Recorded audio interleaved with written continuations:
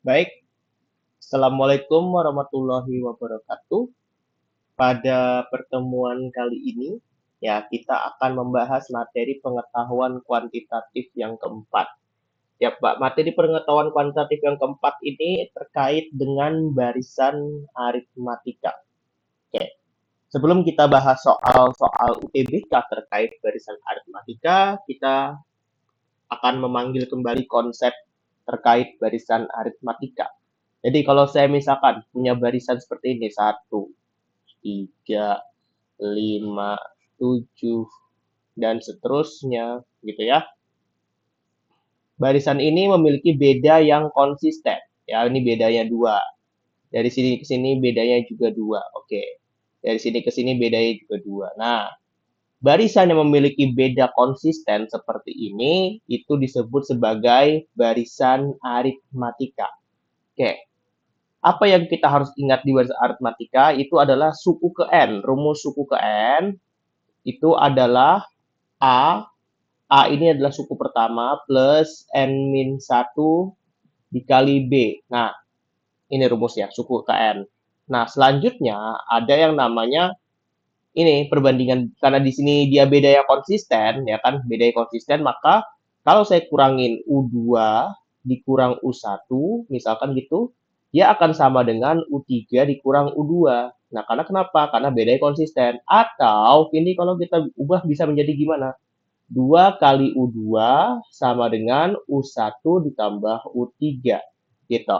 Nah, selanjutnya setelah kita tahu jumlah suku ke apa maaf maksudnya suku ke N dan apa sifat dari barisan itu sendiri, sifat dari barisan aritmatika itu, nah selanjutnya ada rumus suku ke N. Berarti itu adalah Sn rumusnya ya. Sn jumlah suku ke N itu dirumuskan sebagai N per 2 A ditambah UN. A ini adalah suku pertama, UN ini adalah suku terakhir. Ini adalah kasus kalau suku pertama dan suku terakhirnya diketahui.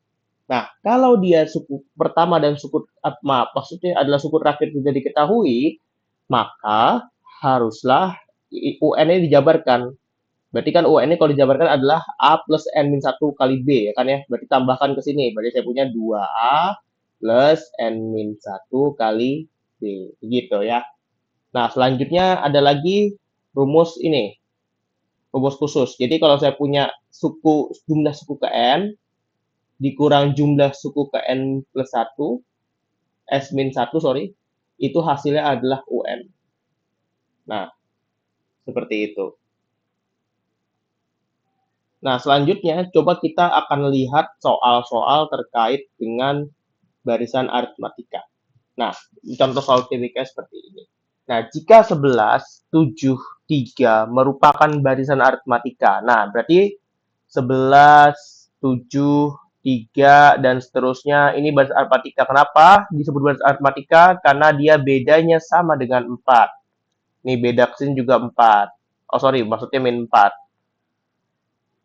Ya, dari sini ke sini min 4, dari sini juga min 4. Nah, hasil kali suku kelima dan suku ketujuh lebih besar dari 60. Coba kita lihat ya. Suku kelima, berarti kita cari dulu rumusnya nih, rumus suku ke N-nya. Berarti UN, kan rumusnya apa? UN sama dengan A plus N-1 kali B. Oke. Nah, suku ke N, A-nya kan 11 plus N-1, bedanya kan dari 11 ke 7, berarti dia min 4. Nah, ini kalau kita jabarkan jadi gimana? Min 4 kali N, berarti min 4N, 11 plus 4, berarti 15. Oke, ini berarti rumusnya.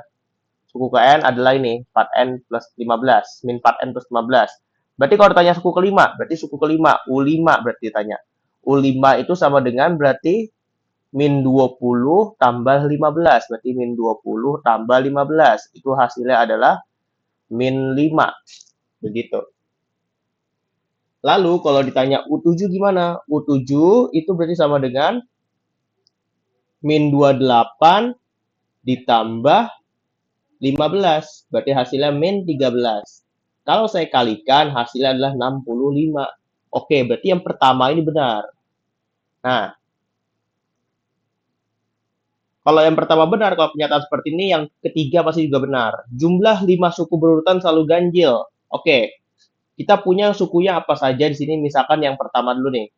Nah, kan kita punya gini, 11, 7, 3, selisih 1 ya berarti min 1, selisih 4 maksud saya min 1, selisih 4 min 5. Nah, ini kalau kita lihat di sini, ini adalah bilangan ganjil, ini ganjil, ini ganjil, ya, ini ganjil, ini ganjil, ini ganjil. Ganjil tambah ganjil genap, ya kan? Ganjil tambah ganjil lagi genap, tapi tambah ganjil berarti ganjil lagi, dan dia polanya akan selalu seperti ini, gitu ya. Makanya dia yang ketiga ini benar, gitu. Nah, sebentar saya tambahkan dulu di sini. Nah, selanjutnya di sini adalah yang nomor 3. Suku ke-10 sama dengan 5 kali suku ke-5. Nah, coba kita lihat nomor 2 ya. Nomor 2. Nah, suku ke-10 itu berarti kan adalah A plus 9B. Sorry, tadi kita udah punya rumusnya ya. Berarti rumusnya adalah min 4N plus 15. Min 4 kali 10 plus 15. Berarti sama dengan min 4 kali 10 min 40. Min 40 tambah 15 min 25. Nah, itu katanya sama dengan apa? Sama dengan 5 kali suku ke-5. Nah, sekarang kita hitung U5 berapa? U5 berarti sama dengan min 4 kali 5 plus 15. Berarti sama dengan nih min 20. Min 20 tambah 15 itu berarti 5. Oke, berarti U10 itu sama dengan 25 ya, min 25. Yang mana ini adalah 5 kali min 5, ya kan? Nah, itu berarti sama dengan 5 kali U5. Oke, benar ya nomor 3. Nomor 2 yang benar juga. Oke, ini berarti juga benar. Nah, selanjutnya yang keempat. Jumlah 6 suku pertama merupakan kelipatan 4. Oke, berarti kita lihat ya nomor 3, nomor 3 ya, nomor 4 tadi ya, sorry. Jumlah 6 suku pertama, berarti S6 itu adalah 6 per 2, N per 2, 2A, karena kita di sini kasusnya UN-nya nggak tahu ya. Atau kita mau cari U6-nya dulu juga boleh sih. Misalkan kita cari U6 dari sini gitu. Nah kan nih kita bisa dapat nih U6 dari sini kan ya. Dari rumus saya. Berarti saya punya eh, U6 ya. U6 itu kan berarti sama dengan min 4 kali 6 plus 15. Berarti min 24 tambah 15. Berarti hasilnya adalah min 9. Gitu. Berarti A-nya tadi berapa? A-nya tadi adalah 11 ya kan? 11 A ditambah UN. Berarti U6. Nah, 9. Berarti saya punya 3 dikali ini 2 ya. Sama dengan 6. Oke, katanya apa di soal? Jumlah 6 suku pertama merupakan kelipatan 4. Bukan, 6 bukan kelipatan 4. Oke. Nah, maka di sini jawabannya bukan. Oke, berarti jawabannya hanya 1, 2, 3 saja yang benar. Gitu. Seperti itu caranya ya. Nah, oke, selanjutnya kita punya yang soal nomor 2. Soal nomor 2 diketahui jumlah suku ketiga dan suku keenam, berarti jumlah suku ketiga dan suku keenam barisan aritmatika itu adalah suku ke-10. Nah, maka perbandingan antara jumlah 4 suku pertama dengan jumlah 11 suku pertama berapa? Oke, berarti di sini kita punya, kita coba lihat dulu ya bentuknya di sini ya, S4 per S11. Berarti ini adalah N per 2, ya kan? Sorry, N per 2. Karena udah ada ya, 4 per 2 gitu ya. 4 per 2 A plus UN. Karena kita tidak tahu UN berapa, berarti pakai rumus ini. 2A plus N min 1 berarti 3B. Begitu. Nah, lanjut. Jadi sini jadi 11 per 2. Ya, karena dia ini 4 per 2, sini 11 per 2. Nah, 2A plus N min 1 kali B, 10B. Begitu. Oke, maka saya punya hasilnya ini adalah 4 per 11. Yang ini adalah 2A plus 3B.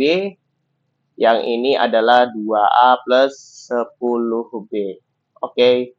Nah, coba kita jabarkan yang ini sekarang. Berarti saya punya nih A plus 2B tambah A plus 5B sama dengan A plus 9B. Oke. A di sini bisa hilang ya kan ya. Berarti saya punya di sini, berarti sini saya punya 2A plus 7B sama dengan A plus 9B. So, saya punya A-nya dia akan sama dengan 2B. Oke, A sama dengan 2B ini kita bisa substitusi ke sini. Nah, substitusi ke sini nanti dapat persamaan dalam bentuk B saja. Berarti 4/11 kali 2A plus 3B.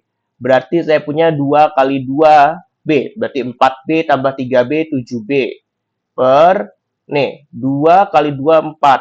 4B tambah 10B, berarti 14B. So, saya punya hasilnya itu adalah ini 1, ini 2 ya. Berarti hasilnya adalah 2/11 atau 2/11. Begitu ya. Jadi gini aja gampangnya ya teman-teman. Kalau saya punya U3 berarti itu adalah A plus 2B. Jadi di sini selisihnya di sini 3, di sini kurangin 1 aja. Jadi 2B. Jadi kalau saya punya lagi U10 berarti sama dengan A plus 10 kurang 1, 9B gitu. Nah, jadi udah cepat gitu ya. Nggak usah menghafal rumus lagi kita ya. Seperti itu. Untuk soal nomor 2.